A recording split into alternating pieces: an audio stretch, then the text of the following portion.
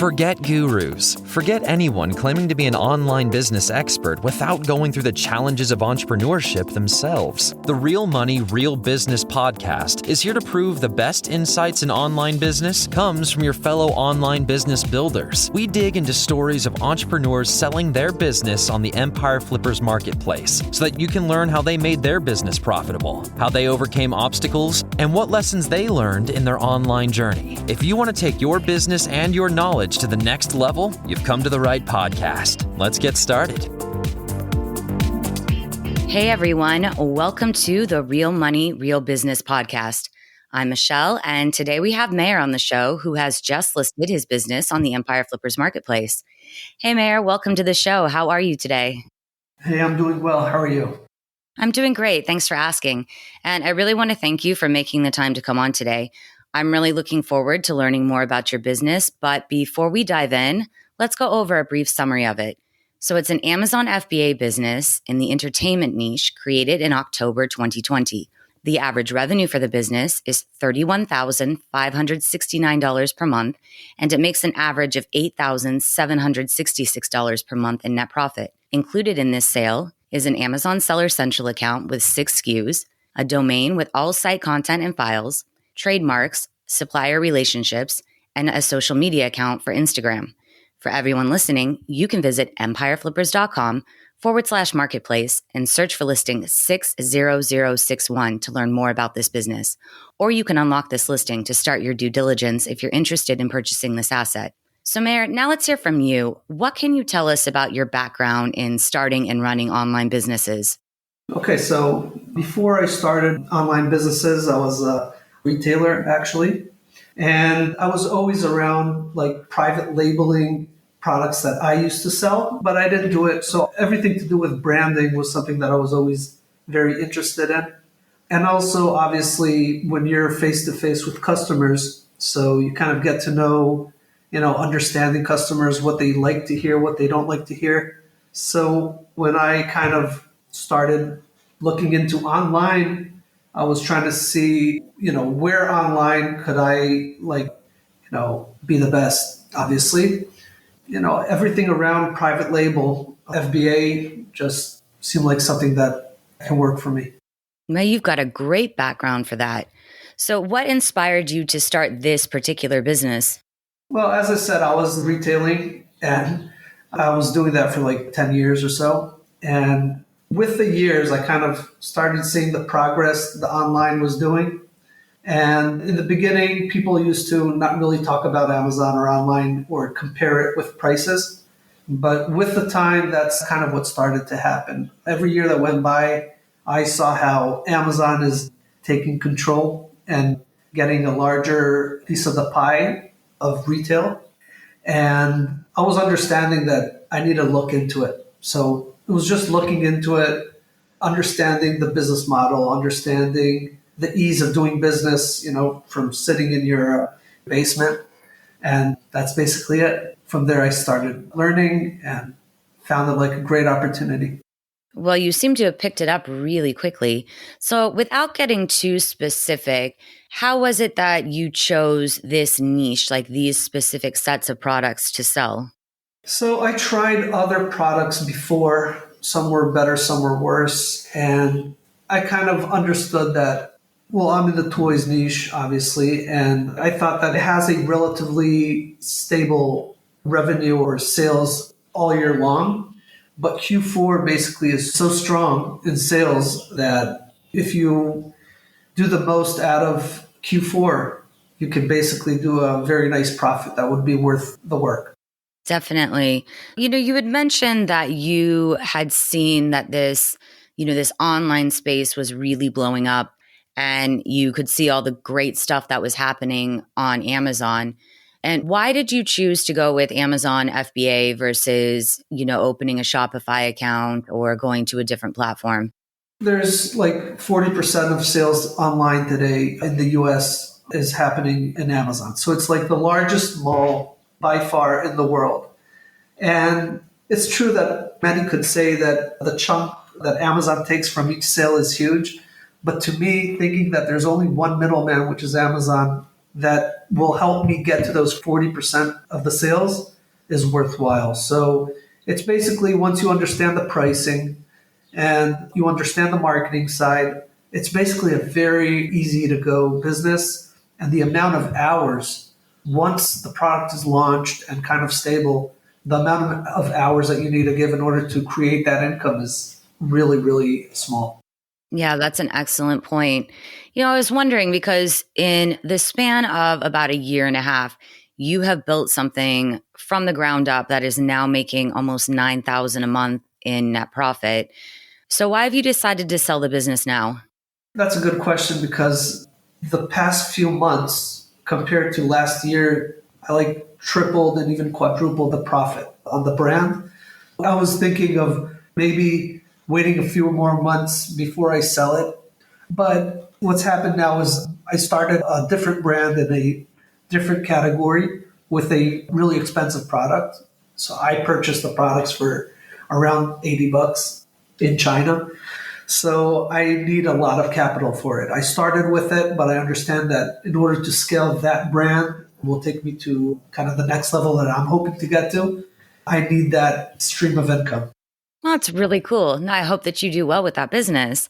So, what would you say was your biggest win since starting this business? Is there something that worked really well for you that you will apply to this other business that you've started now? Well, there's a bunch of stuff. Everything to do with SEO was something that I feel like I kind of know how to bring to the table. I think that I'm relatively indexed very well, so that's obviously something that I'll want to focus on. And I think one of the biggest things was the ability to stock up before the peak of Q4. We were selling fine, but we're kind of understanding that Q4 should be great, but we didn't know how well. And just around October, we kind of understood that this might be much more than what we were anticipating. So we went ahead and did a huge purchase.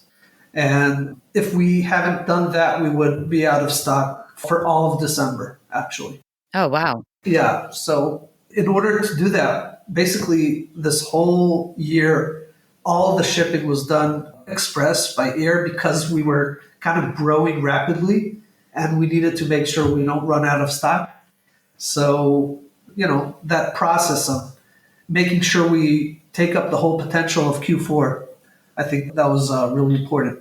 And another thing is actually right after Christmas, making sure that we don't lose our ranks. So we basically now are very stable on a very nice profit. Excellent. So, obviously all business comes with challenges. So, what do you think was your biggest setback or challenge with this business? Obviously everyone would want to ship everything by sea and save lots of money on freight forwarding and all that. So that's basically one big thing that was a challenge for us. And I hope that 2022, for whoever it will be able to ship all the goods by sea and save a lot of money, especially in the net profit. And another thing is ranking for more broader keywords. Our niche, obviously there's the subcategory and the main category. So there are some keywords that with a lot of right work, if you rank there, you can again double and triple the sales and the profits. Okay. And, earlier you mentioned that you feel like you have a better grasp of SEO and that you've applied this to your listings. So could you tell us a little bit more about that? Are you also doing PPC advertising? Yeah, we do PPC, but I can't say that PPC is the strongest part of the way I run this business. I do PPC, but I don't really look at the ACOS that much. I just kind of make sure that we're steady on the BSR. Again, if someone would kind of take the PPC and work on it much more, I don't really put much into PPC as far as time, and also not much of the budget. You can see that the advertising costs aren't that high. So do you feel like the SEO work that you've put into your listings is a bigger driver of traffic? Yes. Okay. I can also see that because in Q4, for instance, only 5% was sales cost of the take us was only 5% or so. And are you doing anything else in terms of marketing for the business? I know you've got an Instagram account. that's included with the No, sale? not really. We kind of set up the Instagram account a long time ago, and there's not much happening there. No traffic to Amazon or to anywhere else is being done. So it's basically SEO and some PPC. And what would you say are the major opportunities for growth with this business? Ranking for main keywords that I was never really able to rank high for. Expand to other markets, of course. Ship all the goods by sea, which, obviously that's money on the table just to kind of plan the inventory a little better and do a better job of PPC. All right. Well, if we could focus just a second on your supply chain, what does that look like right now? Can you walk us through what your supply chain is like? Yeah, so it's pretty simple. Because I do everything express, basically purchasing the stock in China, I ship it by air. Usually within 5 to 7 days, it's landed in Amazon's warehouse, and there's not much of a supply chain there.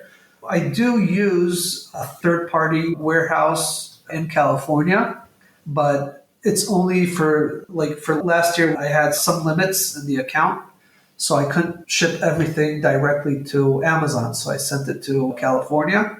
But now that's not at all of a problem because I have a limit of like 30,000 units. And obviously that's way more than what I need. And I know, you've mentioned a few times, switching to sea shipment would be a way to reduce costs. Are you shipping any inventory at all by sea, or have you in the past? In January or February, I did a last order. So I did that by sea. Okay. Before with the express shipping, it takes about 5 to 7 days. So how long does it take to replenish your inventory when you are shipping by sea? The lead time in China it depends on the time, but usually it can take 2 to 3 weeks. So it's relatively short. And then just add the 5 or 7 days by air and it's in Amazon. So I would say it's about 3 weeks to a month. And how often are you in contact with your suppliers? Not much. I would say about once a month, basically right before the order, maybe if there's some kind of change or something that I want to add. And that's it basically.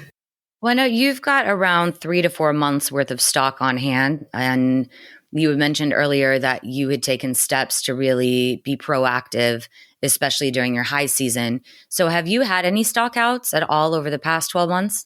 Yes, I had a very small one, but a very, very short time that I was without stock, but not really. I don't think so. Maybe a few days. All right. And was that like just a one-time occurrence, like something happened there, or is it something that you were able to take steps to prevent from happening in the future? We had an increase in sales. So because of the lead time, we missed it by a few days, I guess. But no, we're kind of stable. We didn't run out of stock. Yeah, that's understandable. Success can sometimes be a double-edged sword. It's great for you to have the orders rolling in until you go, oh no, you need more stock. So what does a typical week look like for you while you're running this business? I would say it's about 1 or 2 hours a week. Mostly it's the daily routine of kind of checking messages, reviews, do some optimization on PPC. And with the SEO, I kind of, about every once a month, I kind of make sure that there aren't keywords that I'm missing or something that's, relative to the time of the year. Just make sure that I'm all indexed. And that's basically it. And what would you say the biggest challenge would be for a buyer taking over this business? So there are 2 or 3 brands that are selling similar products. We have a unique edge to the design that we bring to the table. That's why we have relatively high conversion rate. But the 2 or 3 other brands rank very well. They sell like 5 to 10 times more units per month than I do. And the main reason is because they rank very well on the higher, like the main category, master keywords that are much better. So that'll be like the main goal. Whoever knows how to work very well with sponsored ads and target those keywords, rank for them, it can do a significant, increase in sales. Yeah, this is what you touched upon earlier with the growth opportunities, the keywords that you would never manage to get those rankings for. Now, it's an excellent growth opportunity, but I can definitely see how it would be a challenge. I'm kind of curious, actually. You said that, you have a unique edge to your products. Is that the result of product development that you've done with the suppliers, or how is it that you're differentiating yourself from these competitors? So I didn't do any of the product development, but I did know that I'm looking for something manufactured already in China that looks different, even though it's the same product. And when I was browsing and sourcing for the right product to bring, I noticed slight different change in the material that makes a big difference and adds another feature that no one else has. Oh, that's excellent. So before, we wrap this up, I was just wondering, would you commit to a non-compete for a new owner? Yeah, sure. And how much support are you offering buyers? Well, obviously, if someone would need the help, I would give it, but I think around 30 days sounds fine. Anything to do with, work through emails or Zoom calls, I'll be available. Are you open to negotiating something like an earnout? Everything's negotiable. I can hear and see what someone has to offer, kind of open-minded. Wonderful. And Mayor, if you're putting yourself in the shoes of a buyer, why do you think this is a business worth buying? There's a huge potential of growth. There aren't lots of competitors. And basically, I have 4.5 stars, great profit margins. It's a small product, and that's a huge advantage today with all the supply chain and the increase in prices. So basically, the main reason is because profit can even double. And is there anything else you'd like to share about the business that we might not have covered? No, I think we kind of covered the whole aspect. I'm open for questions. If you have any or anyone else can book a call in. Excellent. I think that's a great note to end on. I really want to thank you, Mayor, for coming on and giving us a little more insight into both you and your business. I really enjoyed this, and I appreciate you taking the time out of your day to be here. Yep, thank you. All right, everyone. Thanks for listening. To learn more and see if this listing has already been sold, head over to empireflippers.com/marketplace and search for listing 60061. If you're watching this on YouTube, click the link in the description to go straight to the listing. Once you've unlocked this listing, you'll be given everything you need to know about this business. So until next time, enjoy your digital journey.